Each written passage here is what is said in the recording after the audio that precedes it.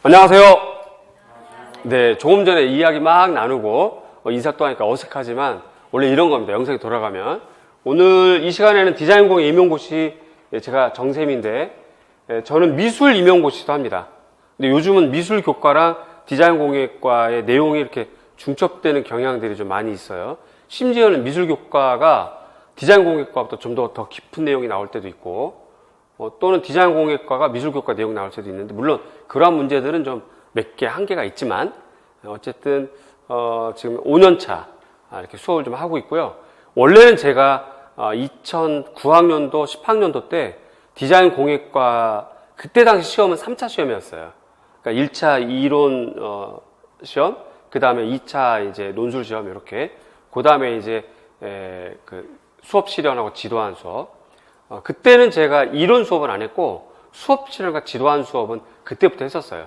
그래서 우리 카페에, 그러니까 미술 카페, 그때는 디자인 카페가 없어서 미술 카페 옛날 밑으로 내려가면 디자인 공예 합격 수기도 좀 있고 그렇게 됩니다. 그래서 사실 디자인 공예는 여러분들이 잘 모르지만 여러분이 태어나기 전부터 디자인 공예 수업을 좀 했다가 구체적으로 시작한 건 이제 2014학년도 이렇게 진행이 됩니다.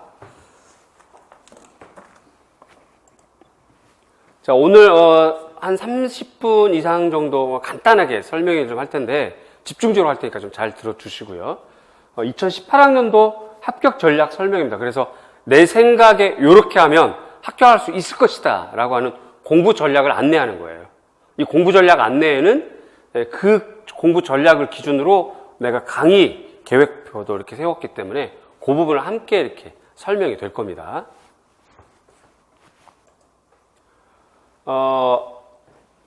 남들이 내용을 모르고 이거 읽으면 마치 자랑처럼 보이지만 사실은 자기 체면과 같은 거예요. 저는 이렇게 공지도 하면서 밖으로 내뱉은 말이기 때문에 내가 실천하겠다라고 하는 의지도 있고 이렇게 됐고요.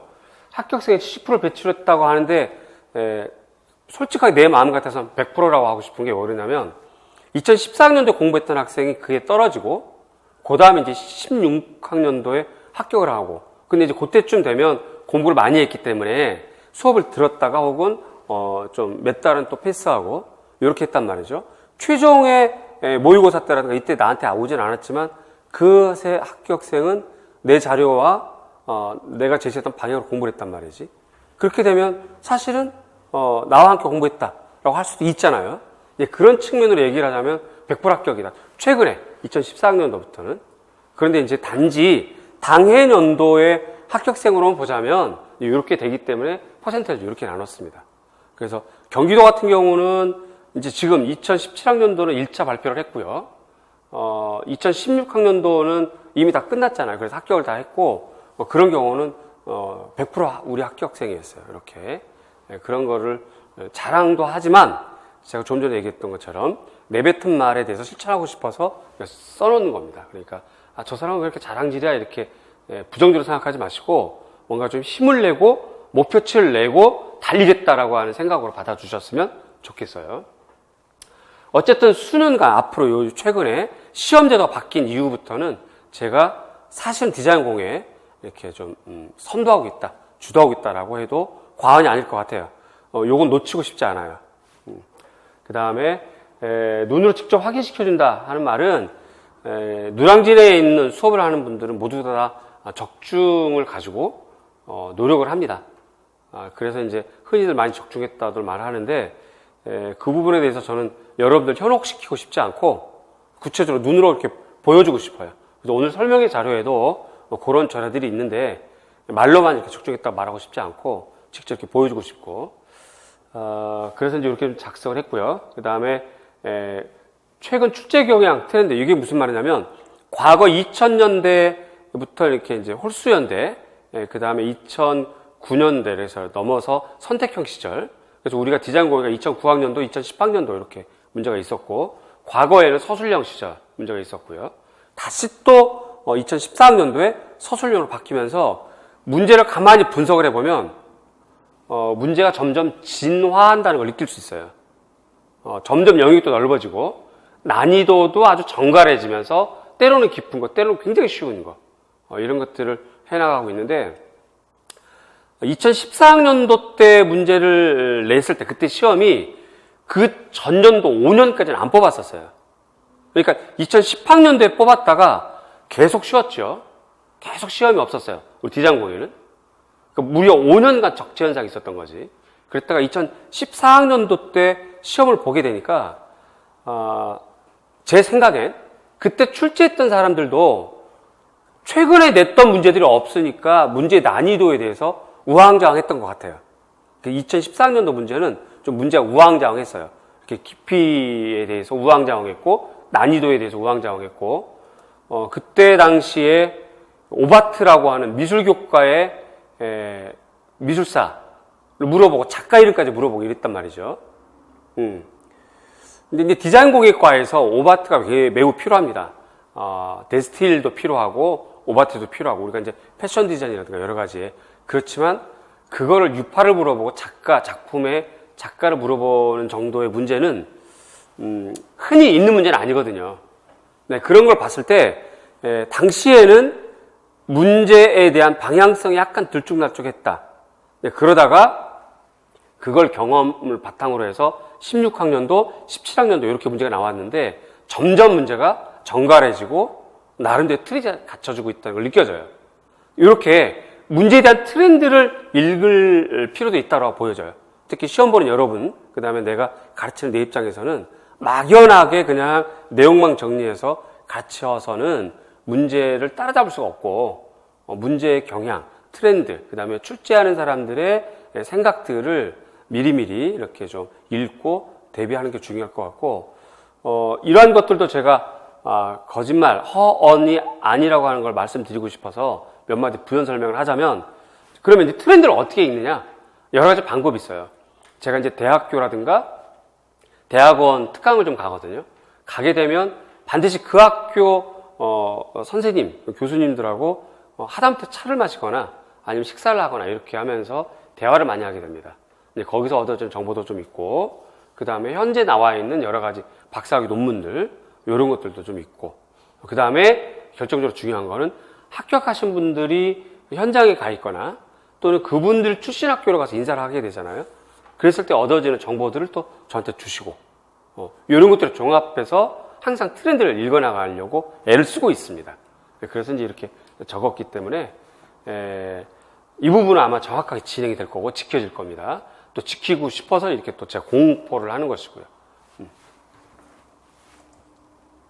오늘 설명회가 기출문제 분석 이렇게 쭉 이렇게 진행이 될 것 같아요.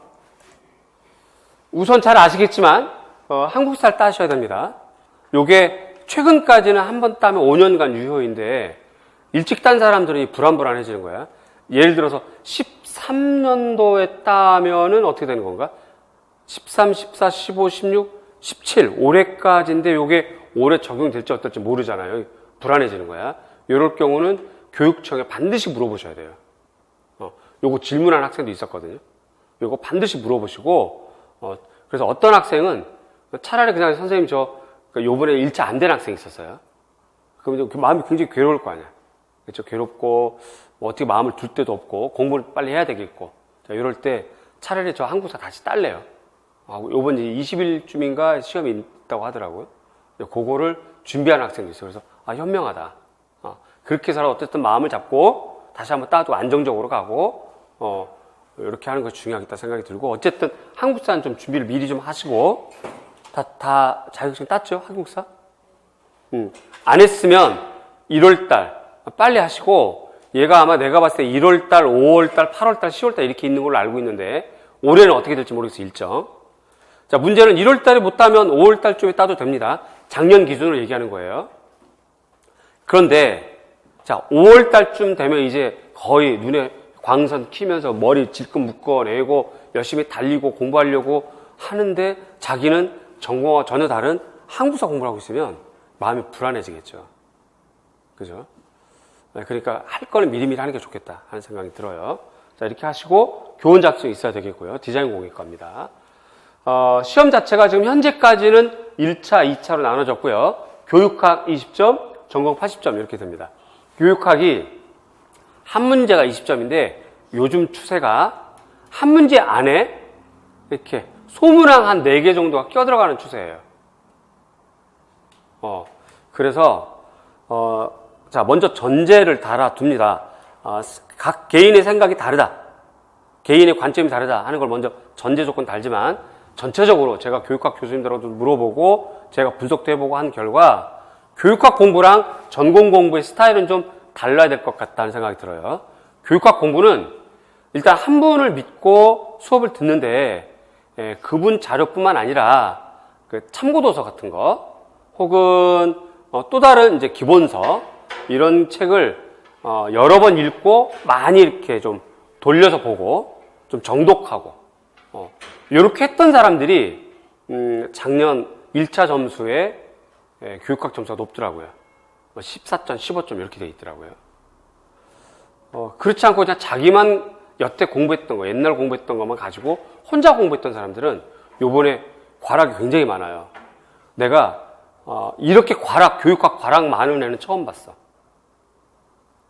그러니까 그 부분을 여러분들이 심사숙고해서 교육학 공부를 좀 체계적이고 뭔가 전략적으로 잘 짜야 될 것 같고, 교육학에 관련해서는 교육학 교수님한테 자세히 물어보시는 게 좋겠고요. 우선 전체적으로 놓고 봤을 때 한 분을 믿고 가되 그분 자료 외에 다른 강론서, 예를 들자면 교보문고라든가 도서관 가면 한 권으로 나와 있는 책이 있잖아요. 교사수 방법론, 교육행정론, 교육심리학 뭐 이런 거, 교육사회학, 교육철학, 이런 그런 단권화되어 있는 강론서를 좀 꾸준하게 보는 것도 좋겠다. 혹은 뭐 노량진에 있는 교육학 기본서, 다른 교수님들 거, 그것도 한번 이렇게 좀 이렇게 봐가면서 꾸준하게 1년 준비하는 것이 교육학 꽈락도 면하고 요즘 문제 추세에 잘 적응할 수 있지 않겠나 생각이 들어요. 그래서 지금 공부 처음 하는 분들은 이게 뭔 말인지 모를 테지만 공부를 했던 사람들은 아마 탁 와닿을 거예요. 그래서 교육학 스터디도 아주 현명하게 잘 좀 짜는 것이 중요할 것 같습니다.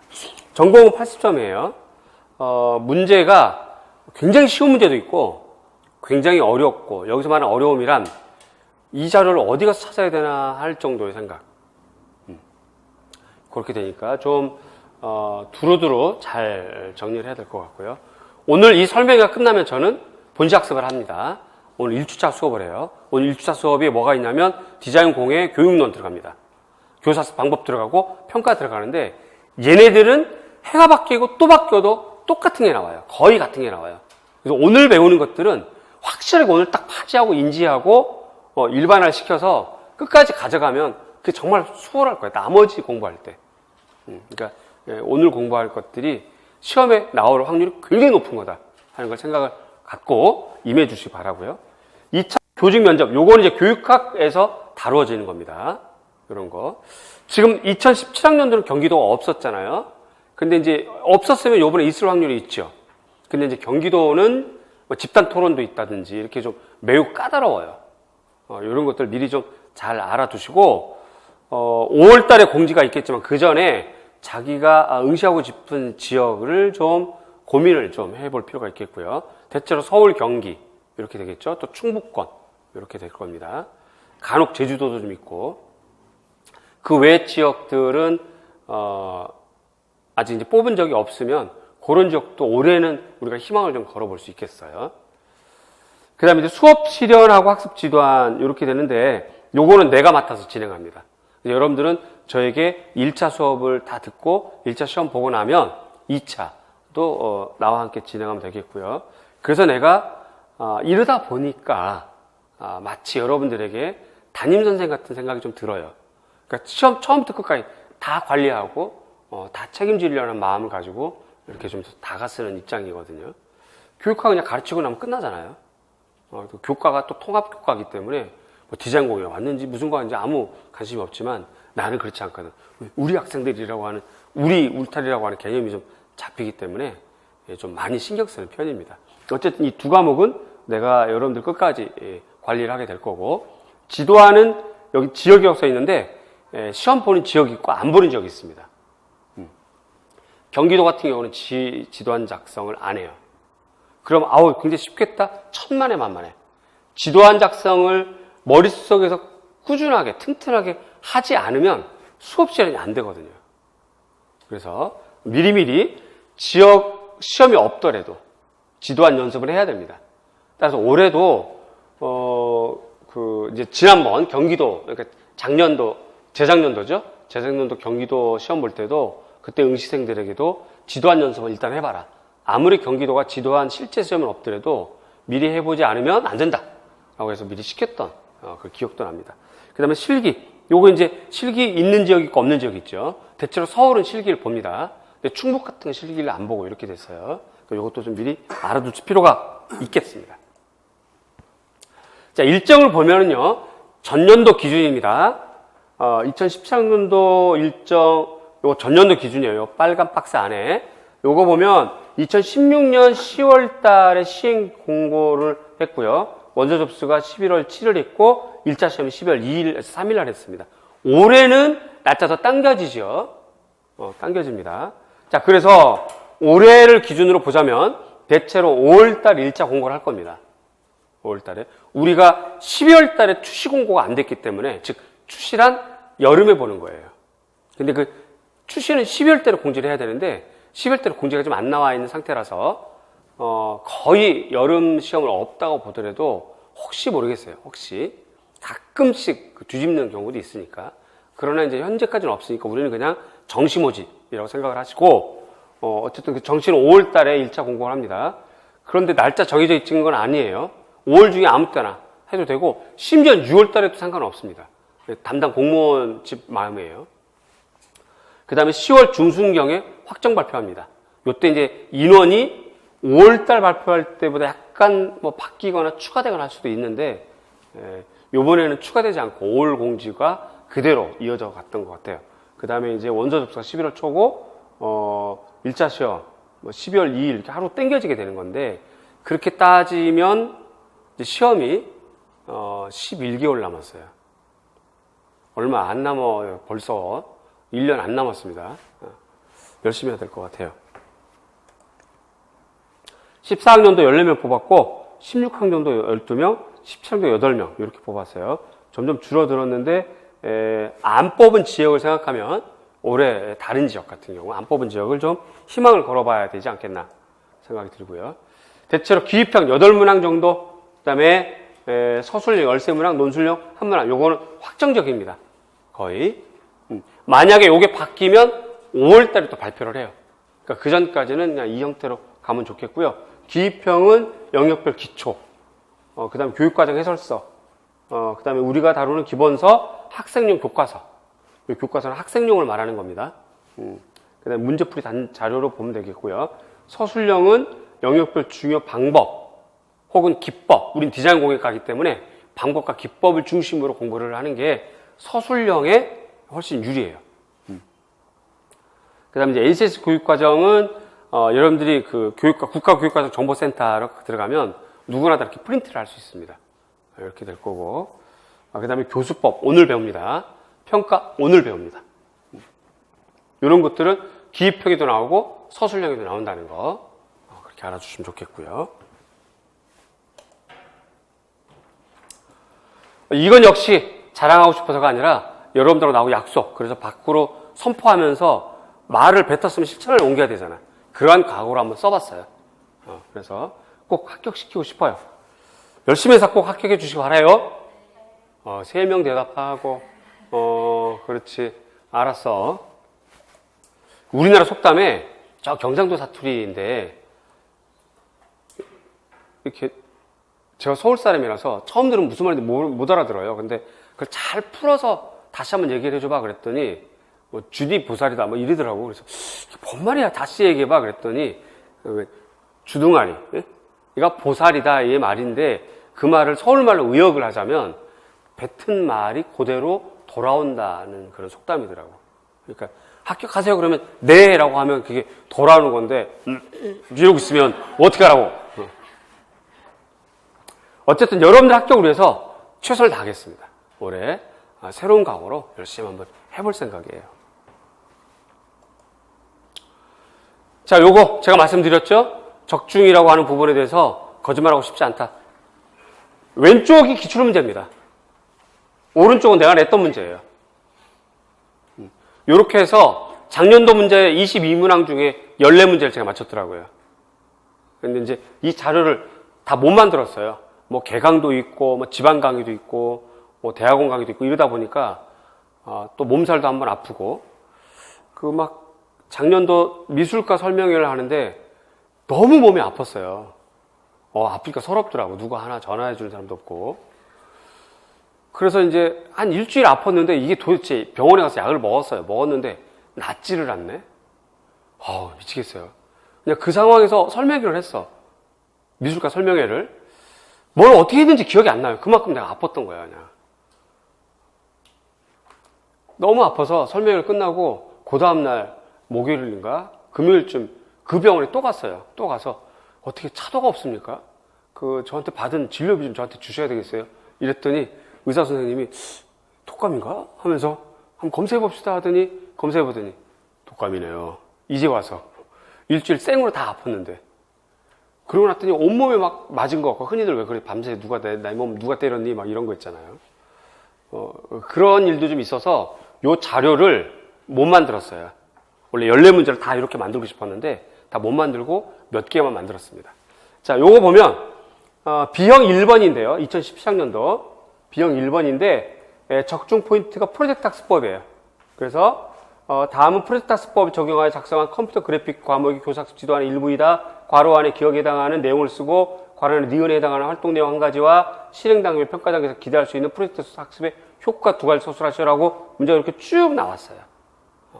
자, 요게 1번 문제였고 요 문제가 9, 10월 달 2주차 B형 8번 프로젝트 학습법을 내가 썼던 문제를 냈던 문제거든요. 아마 작년에 공부했던 학생들은 기억이 나야 될 텐, 그렇죠. 기억이 났다는 거 열심히 했다는 뜻입니다. 김 교사는 디자인 역사 단원 수업에서 다음과 같이 계획을 세웠다. 작성 방법에 따라 논술하시오. 라고 하면서 교사학습 방법 프로젝트 학습법. 평가. 요거 좀 평가 물어보는 거잖아요. 그리고 여기 보면 프로젝트 학습의 특징과 장점, 즉, 효과 물어보는 거니까. 요렇게 했을 때 적중했다고 전 얘기를 했어요. 요 정답으로 쓰면 이게 정답이 되는 거니까. 놀랬죠? 하나도 안 놀라는 요 표정이야. 2명만 웃었어요. 고맙습니다. 네. 뒤끝 좀 많은 거 아시죠? 그 다음 요거는 이제 B형 3번인데 적중 포인트가 실내 공간, 조명의 종류, 명칭이에요. 조명에 관한 자료고 조명의 명칭을 쓰는 거고 직접 조명, 반직접 조명, 간접 조명, 반간접 조명 이렇게 좀 박스가 나와 있고 그림 형태가 이렇게 돼 있는데 요거 제가 11월 달 2주차 때 냈던 문제 형태가 거의 똑같죠? 직접 조명, 전반 확산 조명, 반간접 조명 이렇게. 그래서 아주 깜짝 놀랐어요. 잘하면 제가 노량진에 겸해서 종로 쪽에 돗자리 깔고 부채 들고 있을지도 모르겠어요. 그 다음에 요거는 기출문제 B형 3번인데 적중 포인트 체크 패턴. 체크 패턴의 명칭을 써라 라고 이렇게 나와 있어요. 요거 내가 9, 10월 달 2주차 방과후 문제가 있습니다. 그러니까 정규 수업 끝내고 남아서 하는 수업인데 그때 냈던 문제예요. 타탄 체크 뭐 이런 거 건컬로 이렇게 체크를 했었어요. 자, 이제 여기서 내가 여러분들이 하고 싶은 말이 있습니다. 제가 미술과 임용고시도 하는데 미술과 문제에서 반다지 문제가 나왔어요. 반다지, 사기물림. 미술과 학생들은 지금도 불만이야. 그게 왜 미술과에서 나와야 되냐? 디자인공예과에서 나와야지. 근데 내가 계속 설득하고 있는 중인데 그게 미술과 정규 참고도서에 나와 있는 자료예요. 근데 학생들은 자기가 공부한 틀 안에서 밖에 벗어나면 이게 무슨 문제야? 이거 지엽적인 거야? 허접한 문제야? 국가고시가 이래도 되는 거야? 라고 막 문제 탓을 해요. 자, 같은 맥락으로 내가 방과후 냈을 때 그때 당시 기억이 나실지 모르겠지만 많은 학생들이 저를 째려봤어요. 저놈 인간이 문제 만들기 싫어가지고 이런 것까지 내나? 이것까지 해야 돼? 이거 너무한 거 아니야? 라고 하셨거든요. 그런데 이렇게 덜컥 나왔잖아. 자, 이제는 말이야 여러분들하고 나하고 우리가 주의하면서 조심할 부분이 있어요. 모든 교과가 시험 영역이 점점 넓어지고 있습니다.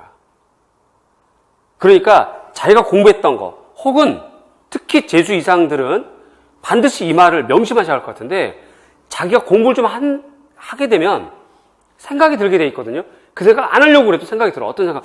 이 문제는 혹은 이런 내용은 너무 지엽적이고 너무 구석택이 있는 거 안 나올 만한 거 아닌가라는 생각이 저절로 들게 돼요.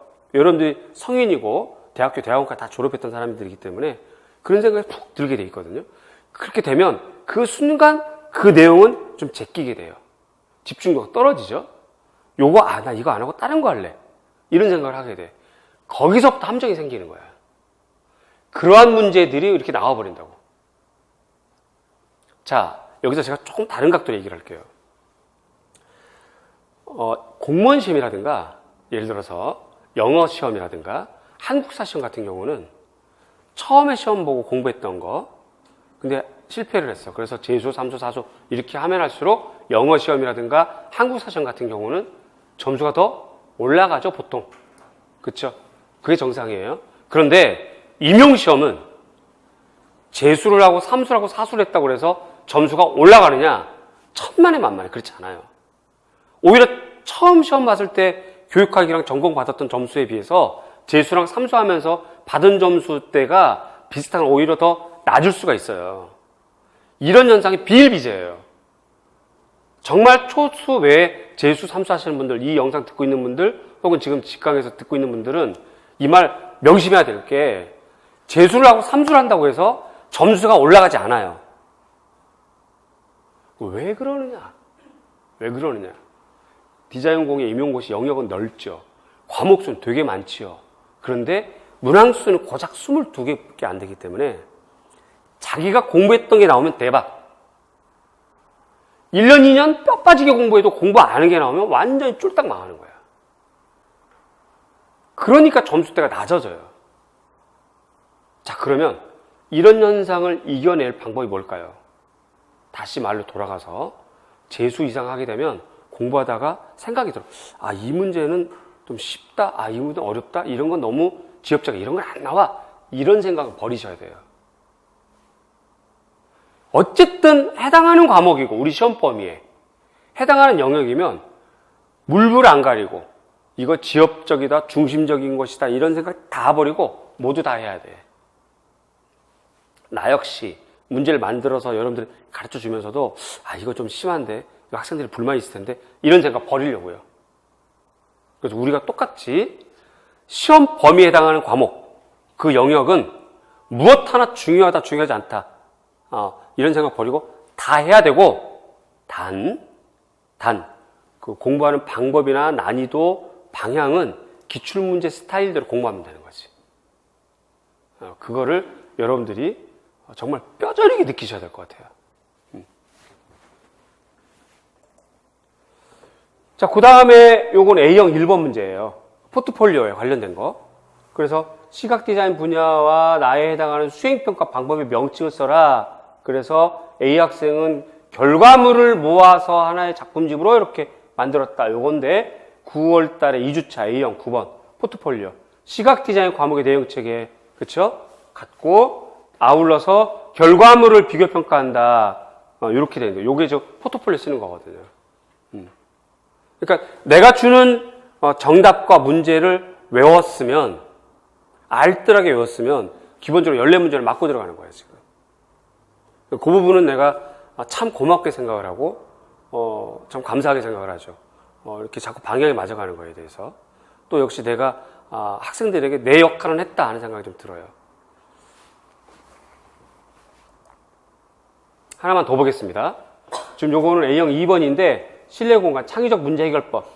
그래서 가의 괄호 안에 기억에 해당하는 핵심 역량의 명칭과 나의 괄호 안에 니은에 해당하는 창의적 문제 해결법 명칭을 순서로 쓰시오라고 해서 창의적 문제 해결법인데, 여기 9월 2주차 A형 2번 창의적 문제 해결법을 순서로 쓰시오. 그러면서 이제 입출력법이랑 시네틱스랑 연상되는 법 해서 이제 그 문제가 연상과 관련된 거, 유추와 관련된 거 이렇게 냈었던 거거든요. 그러니까 요렇게 쓸 때를 전 적중했다고 그래요. 요러한 적중은 올해도 이어나가려고 부단히 노력을 할 겁니다. 따라서 만약에 여러분들이 이제 나와 같이 공부를 해서 오래 갈 것 같으면 제발, 앞서서 얘기했지만 이건 너무 심해, 이런 건 안 나올 것 같아, 이 생각 버려. 그리고 주는 문제 정답 무조건 외우는 거야. 무조건 외우는 거지. 우리 시험은 외워서 쓰는 시험이니까. 그 다음에 미리 말씀드리지만 7, 8월 달에도 안내를 하겠고, 지금 이 설명회를 통해서 미리 말씀드리지만 제 문제의 스타일은 기출문제가 요구하는 스타일대로 그대로 내는 스타일이에요. 그 다음에 여기는 지문, 문장 이런 거 내가 만들어내는 개인적인 언어가 아니라 여러분들이 꼭 봐야 되는 책, 참고도서. 여기에서 지문을 따서 만들기 때문에 문제를 읽고 공부하다 보면 책 한 권을 보게 되는 효과가 생깁니다. 이런 거를 잘 파악해서 공부를 하시기 바래요. 시험 유형에 따른 학습법, 기입형 8문제는 기본서, 그 다음에 교과서 정리하는 게 딱 좋아요. 딱. 그래서 학생용 교과서는 좀 몇 권 갖고 있는 것이 좋겠다. 그 다음에 서술형은 주제별로 이렇게 수업 자료를 정리할 필요가 있겠고요. 이해도 좀 해놓고, 그지? 이해를 바탕으로 또 암기도 좀 하고, 때로는 암기하다 보면 이해를 하게 되고, 그래서 이 공부는 자기 스타일대로 맞춰서 하시는 게 좋아요. 공부는 어쨌든 성격 따라가게 돼 있거든. 여러분들 방을 한번 생각해 보세요. 지금 머릿속에 떠올려 봐요. 여러분 방, 개인 방. 거기가 이렇게 줄 맞춰서 뭐 탁탁 있고 이렇게 물건도 딱 정리가 되어 있는 사람들은 매우 분석적인 사람이고, 뭐 양말이고 뭐고 옷이고 다 이렇게 널려져 있어서 도무지 이게 발 디딜 틈이 없다. 매우 표현주의적인 사람이거든요. 이런 분들은 자료 정리 안 되는 거야. 이런 분들한테 자료 정리하라 그러면 머리 아파 쥐나는 거지. 공부가 안 돼요. 그냥 그 사람들은 자료 정리하지 말아. 그냥 느낌 가는 대로. 자기 스타일대로 공부하는 게 제일 좋아. 최종 목적지는 하나야. 합격. 목적지를 향해 올라가는 방법과 루트는 다양해. 이거를 나와 상의를 하자고. 이거를. 그렇게 생각하면 좋겠고요. 그 다음에 문제풀이, 모의고사. 요때 정답을 꼭 암기하세요. 거기에 있는 문제 지문도 꼭 좀 암기하시고.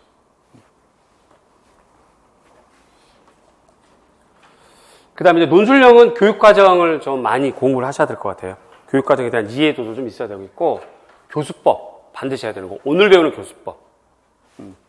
그걸 좀 응용할 수 있어야 되겠고요. 그 다음에 디자인 역사가 안 나왔으니까 딱 하나 나왔었죠. 유선형 디자인. 2017학년도에. 그러면 이제 디자인 역사 좀 더 해야 되겠지. 그 다음에 시각 디자인 쪽에서도 문항수가 많이 적게 나왔거든요. 그거 좀 보셔야 될 것 같고, 색채학, 이렇게. 제가 봤을 때 올해, 그러니까 2018 학년도 시험에서는 이런 걸 좀 더 집중해서 보시면 좋겠고요. 기출 정리를 하는데, 요것도 역시 개인적 관점이 좀 다릅니다. 1월 달부터 기출을 보는 사람이 있고, 5월쯤 보자는 저의 주장이고. 근데 제 생각은 여행 있잖아요, 여행. 여행 갈 때 어때요? 좀 그거에 대해서 미리 조사하고 알면 여행 가서 좀 여러 가지가 보이고 좀 재미있죠. 아무것도 모르면 별로 느끼는 거, 감동이 없잖아요. 기출도 마찬가지야. 여행하고 똑같아. 좀 미리 알면 보여지는 게 다르다고. 자, 기출 문제는 전년도에 나온 게 똑같이 나오진 않아요. 똑같이 나오진 않습니다. 그걸 기준으로 생각을 한다면 기출 문제를 보면서 A라고 하는 학생도 기출 문제를 펴놨어. B라고 하는 학생도 기출 문제를 펴놨어. 그런데 이 내용을 모르면 기출 문제 핀 A라고 하는 학생은 이 기출 문제 정답만 찾고 그것만 막 외워. 예를 들어서 포트폴리오를 막 외워. 그런데 B라고 하는 학생은 똑같은 기출 문제를 펴놨는데 이 학생은 포트폴리오를 안 외우고 프로세스 폴리오를 외우고 있다든지 그런 이유가 있어요. 포트폴리오가 나왔으면 이번에 또 나오기 어렵거든. 그러면 이거와 관련해서 그 옆에 있는 내용을 공부하는 거. 그게 기출 보는 방법이에요. 자, 요 정도 시각과 실력은 어느 정도 공부가 좀 쌓여야 돼. 따라서 저는 1월 달에 기출을 보는 건 좀 반대하고 공부가 좀 쌓인 상태에서 기출을 보는 게 좋겠다. 참고도서는 그냥 간단하게 적었는데요. 저는 이런 거 보기보다는 좀 하나하나 매달 전략적으로 좀 이렇게 찾는 게 좋겠어요. 우선은 기본서 먼저 보시고 기본서가 정리가 되면 그 다음에 참고도서를 올해는 좀 보자. 이 참고도서는 스터디를 통해서 좀 보도록 하겠습니다. 우선은 참고도서 10권 읽는 것보다는 기본서랑 학생용 교과서를 3번 더 보는 게 훨씬 점수 높이는 데 도움이 됩니다. 그리고 임용고시는 기본서를 일단 해결이 돼도 충분히 그 정도는 하고요. 거기에다가 문제풀이와 모의고사 때 자료를 봐도 충분히 합격하는 데 아무 이상 없어요. 그런데 이제 요즘은 확장되는 추세이니까 한두 문제 구하자 이 말이지. 더 얻자 이 말이지. 그러려면 저랑 면밀히 의논해서 좀 이렇게 좀 깊숙하게 있는 책들 찾아가지고 공부 좀 하고 참고도서 보자. 그런 개념이에요. 어쨌든 참고도서를 보면 전체 22개 문항 중에서 한두 문제는 건질 수 있을 겁니다. 근데 그 문제가 남들은 못 건지는 문제. 그런 효과는 있어요. 대다수 문항 수는 기본서랑 문제풀이 모의고사서 해결할 수 있고. 자, 연간학습 계획은요, 대체로 이렇게 갑니다. 이론 정리를 좀 꾸준하게 하시고, 그 다음에 실전 문제풀이 하는 게 이런 흐름이에요. 그래서 이론 학습을 하시고, 그 다음에 응용 학습하고, 문제풀이 및 모의고사를 가는 그러한 추세입니다, 보통들. 이건 교육학도 마찬가지, 정부도 마찬가지예요. 이걸 기준으로 1, 2월 달에 기본 이론 강의를 하는 거고, 이걸 기준으로 3, 4월 달에 교과서 분석이라든가, 혹은 뭐 주제별 서술 강의라든가, 이렇게 되겠고요. 5, 6월 달에 기출 분석을 하게 됐는데, 올해는 제가 3, 4월 달에 이거 같이 하려고요. 교과서도 좀 보면서 주제별 서술, 문제도 좀 내고, 한번 풀어보고, 써보는 연습을 3, 4월부터 진행을 하겠습니다. 그 다음에 5, 6월 달에 기출 문제를 풀어보고, 분석도 해보고, 올해 나올 만한 내용을 찾아서 또 써보고, 그렇게 진행하겠고, 7, 8월 문제풀이, 9, 10월 모의고사, 11월 파이널 정리, 요 순서는 그대로 가겠습니다. 그래서 이제 옆으로 훑어보면 이렇게 되죠. 1, 2월부터 쭉 1년간 쭉 이어져 가는 거고요. 그래서 이제 단계별로 쭉 올라가게 되겠죠. 기본반, 서술형 심화반, 그 다음에 기출 분석, 그 다음에 문제풀이, 이렇게 진행이 되는 겁니다. 요거를 가로로 가면 이렇게 돼요. 화면 이쁘죠? 이쁜 사람이 만들어서 그래요. 좀 무서워, 좀. 이렇게 기본반부터 이렇게 심화반, 이렇게 간다 생각하시면 되겠고, 요 심화반은 서술형이에요. 그러니까 3월부터는 내가 문제를 주면 여러분들이 서술해보는 연습을 할 겁니다. 어떤 대학원은 논리반인가? 논술반이 있다고 하더라고요. 그러니까 문장 쓰는 연습. 한글을 모르잖아요, 여러분들이. 그렇지? 문장을 못 쓰니까. 그 과목도 있다고 해서, 참 신선하다는 생각을 했는데, 우리는 3월부터 연습을 할 겁니다. 그렇게 진행을 할 거고요. 2018학년 강의는 핵심 정규 강의 이렇게 하고요. 우리는 월요일 날 오후 5시부터 수업을 하겠습니다. 자, 그 다음에 저와 함께하는 조별 개별 스터디. 요거는 두 가지, 이따가 좀 자세하게 할 텐데, 공통 필수 스터디는 월요일 오후 5시 정규 수업이 끝나고 그 자리에서 할 거고요. 그 다음에 별도로 월요일 날, 정규 수업 전에 별도로 하는 시간, 이렇게 갖도록 하겠습니다. 자, 개별 및 스터디별 학습 계획 체크. 자, 어느 지역에서 한 명을 뽑는다 해도 그 자리에 자기가 합격한다는 생각을 하시고 저랑 같이 공부하면 좋겠어요. 한 명, 나는 못 들어가겠네. 이런 생각할 것 같으면 아예 보따리 싸고 갔으면 좋겠고, 한 명, 그거 내 자리다 하는 생각을 하고 임해 주셨으면 좋겠어요. 그런 의지가 있어야지. 그죠? 이건 역시 제가 공고를 하는 순간 전 실천을 해야 되잖아요. 그런 마인드로 만들어 봤습니다. 실전에 강하다. 기출문제와 동형문제를 내고 있다는 걸 알아두시면 좋겠고, 그 다음에 늘 연구하겠습니다. 문제 경향도 좀 읽고, 그 다음에 올해 최적화된 문제로 올해 자료를 따로 만들겠습니다. 썼던 문제를 잘 안 쓰는 경향이에요. 그런데 만약에 전년도에 냈던 문제 중에서 올해 꼭 나올 것만 같아. 그러면 그거를 똑같이 복사하진 않고 그 핵심 주제는 그대로 놓고 문항의 틀을 바꾼다든지 이런 건 제가 합니다. 그렇게 해서 어쨌든 최적화된 걸로 그렇게 하겠습니다. 그래서 최종 합격까지 여러분들 잘 이끌어 가도록 하겠습니다. 연간 강의예요. 1, 2월 기본반 8번 하겠습니다. 오늘부터 시작해서 그렇게 해서 기초반 내용 정리를 할 거고요. 특히 오늘 첫 번째 주 교수법 평가 NCS 교육과정은 이건 한 번에 끝나는 게 아니라 꾸준하게 해야 되거든요. 따라서 지금 1주부터 8주 외에 별도로 제가 스튜디오에서 촬영을 좀 할 겁니다. 이 학원에 스튜디오가 있거든요. 그래서 NCS 교육과정에 대한 거는 한 번에 끝날 내용이 아니라서 여러분들 한 번에 외우고 끝날 게 아니라서 꾸준하게 좀 하면서 여러분들에게 좀 친숙하게 되도록 교육과정 수업하는 순간 이렇게 눈꺼풀이 무거워지고 고개는 떨구고 맞습니다 선생님, 아멘입니다 이러시잖아요 여러분들이. 그래서 좀 재밌게 하려고 교육과정은 제가 개별 촬영을 좀 하면서 추가할 겁니다. 추가로. 그거는 카페에 올려줄 거니까 언제든 볼 수 있도록 할 거예요. 어쨌든 나머지는 8번 진행을 할 겁니다. 자, 그런데 요게 딱 지켜지진 않을 거예요. 여러분들 따라오는 거 이해도 혹은 내용의 자료에 따라서 조금 조정을 하겠습니다. 조정을 말씀드렸어요. 조금씩 조정을 좀 하겠습니다. 1월은 기본서. 요거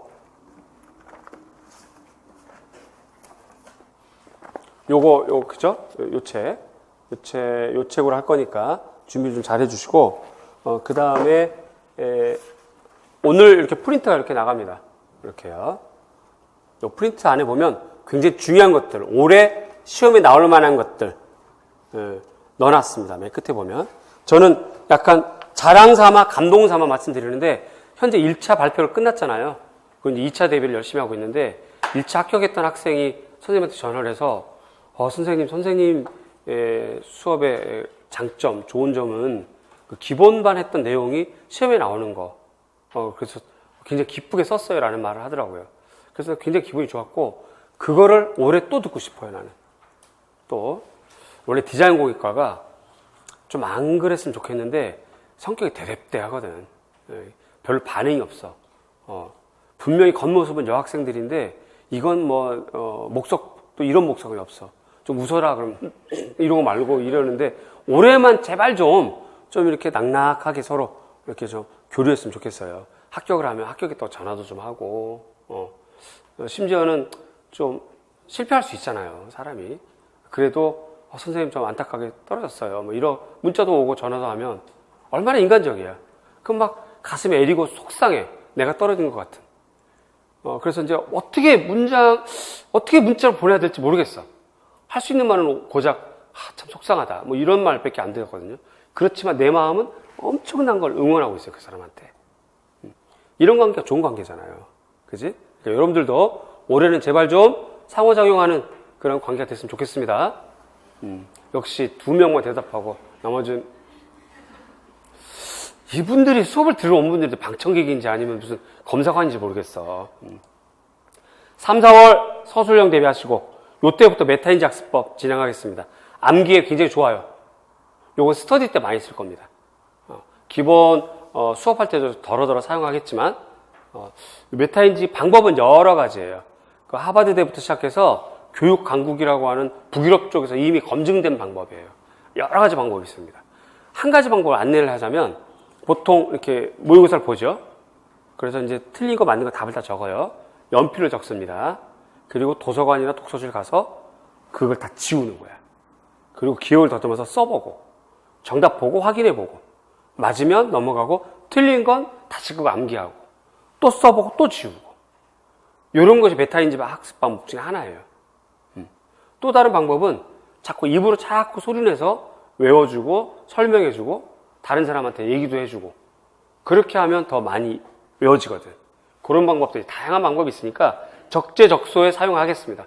여러분들도 활용해 보시길 바라고요. 5, 6월달 기출문제. 그래서 1월부터 6월까지는 암기 습관 들이셔야 됩니다. 단어장 있으면 좋겠고요. 제발 좀 만드세요, 이제는. 만드는 거 보여주는 사람이 별로 없어. 제발 좀 만드세요. 제발 만들어. 재작년이죠. 경기도 수석하신 분이 있어요. 그분은 처음에, 이 말 해도 될지 모르겠습니다.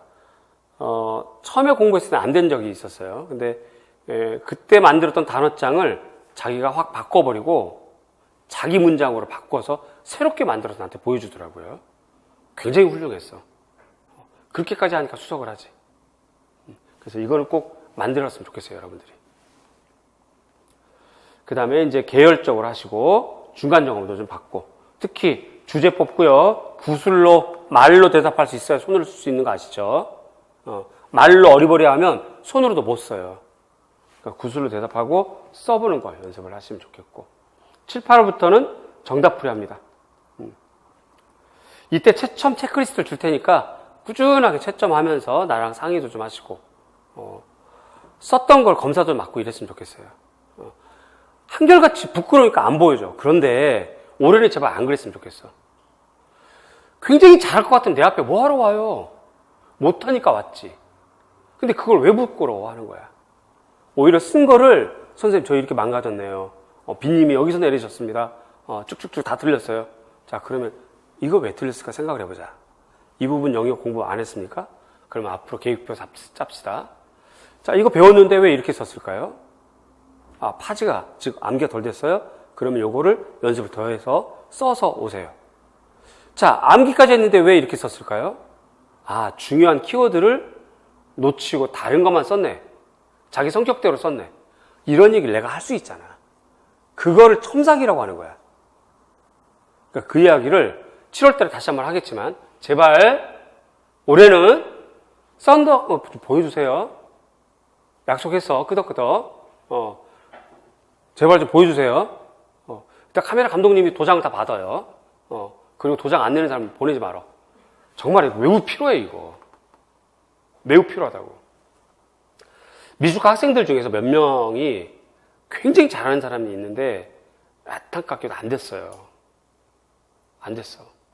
그래서 이제 그분들에게 답안지에다가 썼던 대로 그대로 가져와 봐라. 라고 해서 가져온 거를 제가 그대로 채점을 해봤어요. 대구, 부산 수업을 하거든요. 제가 서울 수업도 하는데 각 지역마다 두세 명씩 해봤어요. 근데 그분들의 공통이 뭐냐면 분명히 그 문제 공부했던 사람들이야. 공부 잘했던 사람들이거든요. 그런데 쓰는 게 키워드를 다 피해서 쓰거나 키워드는 제일 나중에 썼거나 다른 거 막 쓰는 거야. 잘 공부를 많이 해서 아니까 일단 막 설명이 많어. 이거를 처음부터 나하고 이렇게 교정을 했으면 어땠을까 하는 아쉬움이 너무 막 밀려들더라고. 그래서 너무 내가 또 미안하기도 했고, 그 학생들도 뭔가 크게 깨닫고, 아마 이제 올해는 정말 그분들이 수석할 것 같은데, 여러분들도 디자인공예과 그 성격 좀 버리고, 친숙하게 선생님 많이 활용했으면 좋겠어요. 아시겠죠? 그 다음에 9, 10월, 11월 파이널 정리 이렇게 진행을 하겠습니다. 12월 2차 반 그대로 진행합니다. 그래서 좀 마지막까지 스퍼트를 올리자 그런 내용이고 수업 능력평가니까 이런 경우는 올해 그러니까 1월달 16일 날 외부 인사를 초청해서 모의평가를 해줍니다. 그런 경우는 참 드물죠. 그러니까 이렇게 끝까지 여러분들 합격할 수 있도록 모든 걸 준비를 해놓을 테니까 열심히만 하십시오. 스터디 여태까지 얘기했던 것처럼 확 달라진 거. 이전까지는 제가 짜주기만 했어요. 아니면 짜는 것조차 제가 관여를 안 했어요. 왜냐하면 성인들이라서 그랬는데 그렇게 하니까 안 되겠어. 봐봐요. 미술과는 제가 22개 중에서 20문제 맞췄습니다. 이거 한 5년짜 연속이에요. 대단한 거 아닌가? 그죠? 디자인공예과는 요번에 14문제 맞췄고요. 자, 근데 맞춘 게 뭐가 중요해? 잠깐만 기뻐요. 내가 노량진에서 여러분들 앞에 쓸 수 있는 자격이 있다. 내 몫은 했네. 하는 생각이 드니까. 그런데 거기서만 머무르면 안 되겠고 우리 학생들 합격을 시켜야 되겠어. 그러다 보니까 내가 개인 시간 투자를 해야 되겠다 해서 확 바꿨습니다. 어떻게 하냐면 정규 수업 후에 이거는 필수예요. 모두가 남아서 조별로 모이는 겁니다. 그래서 오늘 배운 거를 다시 한번 리뷰하는 거지. 짧은 시간에. 그러면 망각이 좀 덜 되거든요. 그렇게 하고 시간이 되는 사람들 가급적이면 꼭 참석을 했으면 좋겠는데 월요일이거나 혹은 화요일 날 오후에 조별로 연구실에 모여서 별도로 특별한 주제를 주거나 과제를 주거나 혹은 복습, 점검하고 질문하고 대답하고 이렇게 해서 다시 한번 공부하는 거 아울러서 교육학도 같이 하게 하는 그런 스터디로 바꿨습니다. 내가 몸은 좀 힘들지만 여러분에게 굉장히 좋은 효과가 있을 것 같아요. 실기는 다른 학원, 실기학원 미리미리 알아보시고 그 다음에 이제 마지막 전개입니다. 교사 한두 명 법들에도 꼭 여러분 됐으면 좋겠고, 공부 방법은 자신에게 맞는 방법 찾는 게 제일 좋고, 반복이 제일 중요해요. 반복. 항상 긍정의 마음, 스스로에 대한 칭찬. 뭐 썼던 거 자꾸 감추고 하지 말고, 백지, 선생님 저 백지 썼어요. 뭐 이런 걸 좀 자신 있게 항상. 짜투리 시간 좀 많이 좀 활용하시고, 재수 이상들은 마음의 부담을 좀 덜고 좀 편한 마음으로 즐거운 마음으로 임하는 게 제일 중요할 것 같아요. 처음부터 너무 올인하거나 너무 내달리면 중간 가서 지쳐요. 공부 체력이라는 것도 있거든요. 그래서 기초 체력을 튼튼하게 공부. 그래서 1, 2월 달 좀 널널하게 쉬엄쉬엄 하면서 즐겁게 책하고 좀 친숙하게 자료도 좀 많이 뽑아놓고 공부 좀 덜해도 상관없으니까 좀 즐거운 마음으로 하되 핵심은 탁탁 집어나가는 거. 반면에 초수들은 고수들이 있으니까 서로 긴장해서 더 하고 그 다음에 재수 이상 N수반이라고 해서 합격하고 초수는 합격 못하고 이러진 않거든요. 초수도 합격하고 재수장도 합격하기 때문에 서로가 긍정의 마음으로 선한 마음으로 좀 선한 경쟁을 하는 그런 분위기를 만들었으면 좋겠어요. 올해 다시 한번 요걸 좀 짜게 해볼 겁니다. 공부 스케줄. 요거 나중에 나눠줄 거예요. 그래서 한 시간대별로 좀 써보는 걸 연습을 좀 시켜보려고요. 요거 이제 나중에 설명을 드릴 거고, 일일 학습, 주간 학습, 연간 학습으로 복습 중심으로 해라. 예습 안 해도 됩니다. 복습 중심으로 좀 하고. 일단 매일 손에서 책은 놓지 않도록. 그래야 습관이 들어요. 매일 끊이지 않는 시간. 그러니까 공부를 많이 한다고 중요한 게 아니고 집중하는 시간이 좀 필요해요. 그리고 꼭 나올 만한 것만 하는 게 중요해요. 괜히 공에 막 들이파고 막 이상 저 깊이까지 하지 말고 기출 문제 전체를 놓고 요 정도 수준까지는 해도 될지를 판단하셔야 돼요. 너무 공부하다 보면 막 들이들이 파다 보면 완전 막 그냥 주얼리 전문 것까지 이렇게 하게 되면 그런 거 안 나오잖아요.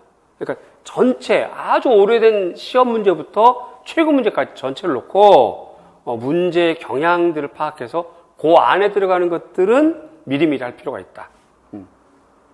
그렇게 되니까 방향이 맞으면 할 때 집중하는 게 중요하고 시간 투자가 많을 필요는 없어요. 단어장은 꼭 좀 만드시고요.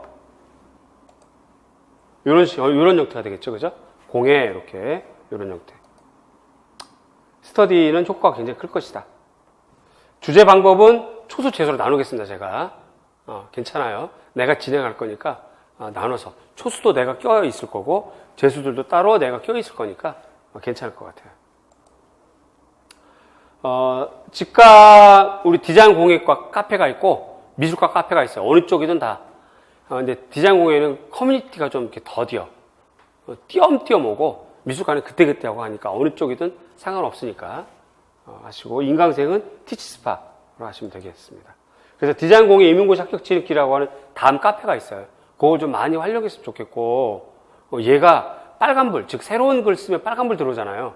그게 좀 이따금씩 들어와. 그래서 좀 안타까운데 뭐 디자인 공예 특성이 그런 걸 어떻게 하겠어요. 그래서 이제 미술 카페도 있습니다. 거기다 써도 되고 이쪽에 써도 되고 상관없어요. 양쪽 다 활용하도록 그렇게 하겠습니다. 항상 노력하십시다. 같이.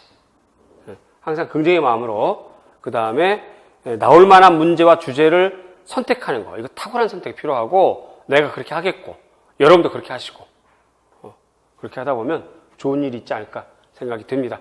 자, 이렇게 간단하게 설명에 마치도록 할 텐데 혹시 진행 과정에서 궁금한 점 이렇게 멍석 깔면 안 하시죠? 그러면 이렇게 마치겠습니다. 고맙습니다. 감사합니다. 네. 잠깐 쉬었다가 본시 학습 하겠습니다.